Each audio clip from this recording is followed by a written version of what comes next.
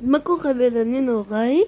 בסדר חדש, אני פה במונדיאל לקחתי את גרמניה בלי כוונה, יצא לי כבר רציתי לאמן אותה עם השנה השתיים שלי עם צרפת, בלי כוונה לגעתי בשירוב, אבל הנה אני פה עם גרמניה. כרגע נראה לי אתם לא רואים טוב כי יש אור כרגע. הנה, אז עם גרמניה עליתי בשלב הבתים. לאחר מכן אני גם הדרכתי אותם ששכחתי בשם של המדינה 2-1. לאחר מכן 3-2 את פורטוגל.